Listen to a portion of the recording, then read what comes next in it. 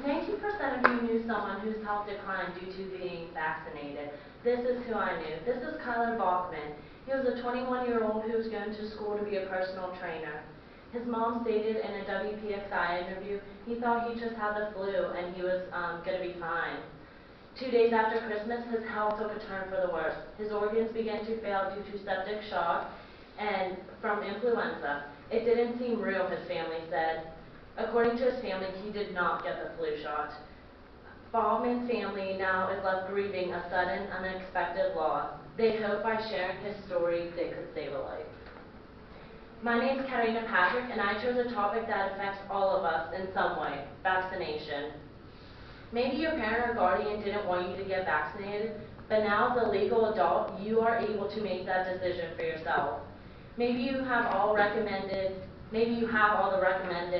vaccines from living on campus, going to school, or just listening to your doctor, but it still affects you because you can choose to get boosters for these vaccinations, or you may face the choice to vaccinate your children one day. And even if you have them, you still need to be concerned because the fact that people are choosing against vaccination is affecting this and the future generations from advancing in these diseases. As a public health major, we learn about the importance of stopping these diseases, and I have done a lot of research from credible resources due to my interest. Today, I would like to talk to you about what vaccines are, the common arguments about it, and what we can do, and hope to persuade you to take action against these anti-vaccine movements. So what are vaccines?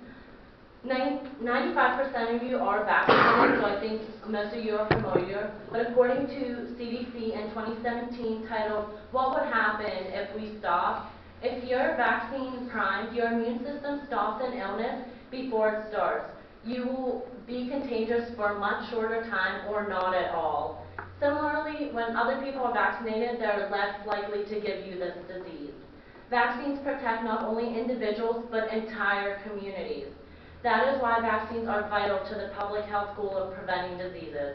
The basic vaccines could include influenza, TB, hepatitis, whooping cough, and these are done by needles, mouth, or nasal spray.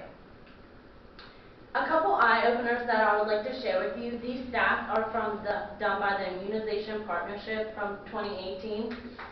The first one, influenza kills more people in the United States than all other vaccine-preventable diseases combined. In the U.S., we tend to underestimate the flu.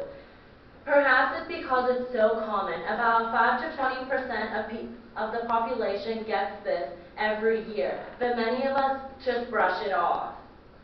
In the second picture, this statistic here is not to belittle the importance of seatbelts. They are very important to the safety tool to protect ourselves and our families, but so are vaccines. And when you look at the estimated number of lives saved, vaccines prevent even more deaths than seatbelts and child care seats combined. That is really saying something. And for the last picture, only about 1/3 of young women in the U.S. complete the 3-dose series of HPV vaccine. According to the Centers of Disease Control and Prevention, for every year that increases coverage or delays, another 4,400 women will go on to develop cervical cancer. That number is unacceptable, and we can do better than that. Here are some common arguments that previously I heard, and some of you actually put in the survey, and I'm backing these up from the CDC in 2018 titled Vaccine and Immunization. Vaccines cause autism. It was a valid concern in the early 90s, but we have 30 years evidence showing that autism is no way linked to vaccines. Vaccines do not cause autism. All reputable studies have shown this for decades. There's not enough research. Vaccines are one of the most researched interventions of all time. We have data from literally millions of children across the world demonstrating the safety of them. There has been more research on vaccines than almost any other medical intervention, and vaccines are expensive.